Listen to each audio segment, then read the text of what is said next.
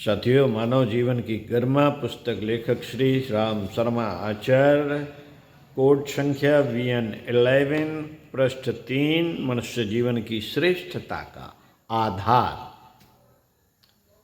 साथियों, मनुष्य जीवन को सबसे श्रेष्ठ मानने का आधार उसके अंदर मौजूद अच्छे गुण हैं और प्रकट होने के लिए अपना रास्ता खोजते रहते हैं। संयम, सेवा, विनम्रता, सहनशीलता और प्रेम, सद्भाव आदि के रूप में प्रकट होकर ये मनुष्य को पशु पिशाच स्तर से ऊपर उठाकर उसे एक अच्छा इंसान बनाते हैं और महानता के रास्ते पर आगे बढ़ाते हैं।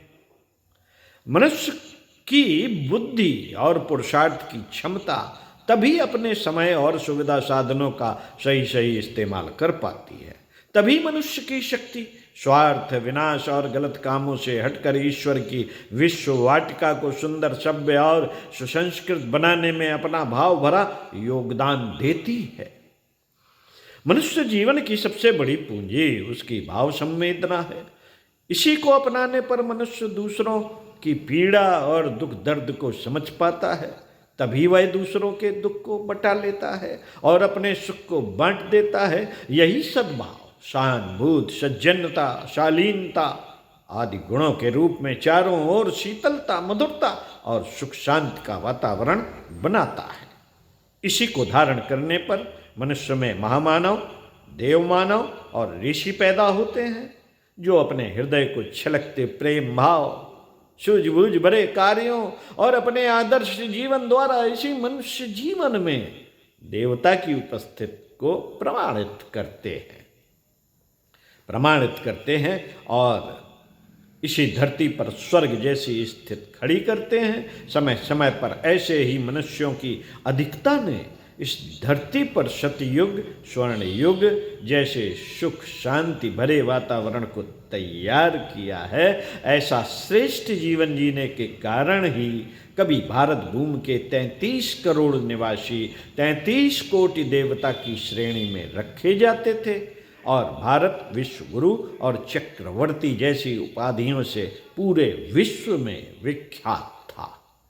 वास्तव में भगवान ने मनुष्य को अपने ही रूप में बनाकर भेजा है। पूरे ब्रह्मांड का नमूना पदार्थ के सबसे छोटे कण परमाणु के अंदर देखा जा सकता है। इसके अंदर सौर मंडल की तरह इलेक्ट्रॉन, प्रोटॉन आदि कण केंद्रीय नाभिक के इर्द गिर्द घूम रहे हैं।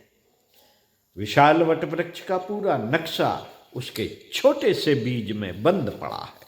खाद पानी मिलते ही यह अंकुरित होकर अपना रूप प्रकट करना शुरू कर देता है। ऐसे ही मनुष्य के अंदर वह सब कुछ बीज रूप में छिपा पड़ा है, जो स्वयं भगवान में है।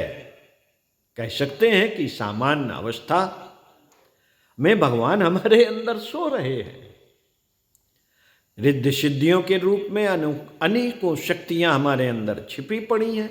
जब साधना द्वारा उन्हें जगाया जाता है तो मनुष्य के अंदर दिव्य शक्तियों का जागरण होने लगता है। मनुष्य के अंदर का ईश्वरीय अंश जब जागता है तो वह महात्मा, देवात्मा, ऋषि, सिद्ध पुरुष जैसी सीढ़ियां चढ़ता जाता है। उसके अंदर सोया भगवान प्रकट होने लगता है और मनुष्य भगवान की तरह शक्तिशाली, ज्ञानवान और प्रेममय हो जाता है। इसी अवस्था में वह सोहम शिवोहम सच्चिदानंदोहम जैसी देववाणियां बोलता है और अयमात्मा ब्रह्म, प्रज्ञानम ब्रह्म, तत्त्वमसि जैसे वचनों को प्रत्यक्ष अनुभव करता है। इस शरीर में ऐसा कुछ भी संभव है। यह सच्चाई मनुष्य जीवन को बेशकीमती बना देती है। मनुष्य जीवन को पशु ही नहीं, देव योनि से भी श्रेष्ठ बताया गया है। ये दोनों भोग योनियां हैं। मात्र मनुष्य ही कर्म योनि है। पशु अपने निम्न कर्मों को भोगते हैं और देवता अपने पुण्य कर्मों के सुखों का भोग करते हैं। अपने कल्याण व मुक्ति के लिए इस योनि में वे कुछ कर्म नहीं कर सकते। इसके लिए उन्हें भी मनुष्य शरीर में ही जन्म देना पड़ता है। इन सब विशेषताओं के कारण हर युग में ऋषि मुनि मनुष्य जीवन के सौभाग्य का गुणगान करते आए हैं कि मनुष्य होश संभाले और अपने हीरा जन्म का सही उपयोग करते हुए इसे सफल और धन्य बनाने में जुट जाए। वेद उपनिषद के ऋषि मनुष्य को अमृत पुत्र कहकर पुकारते आए हैं। महाभारत में महर्षि वेद व्यास बड़े राज की बात बताते हुए कहते हैं कि इस धरती पर मनुष्य जीवन से श्रेष्ठ और कुछ नहीं। ओम शांति। मिलते हैं इसी पुस्तक के पृष्ठ 4 से, मनुष्य भटका हुआ देवता। ओम।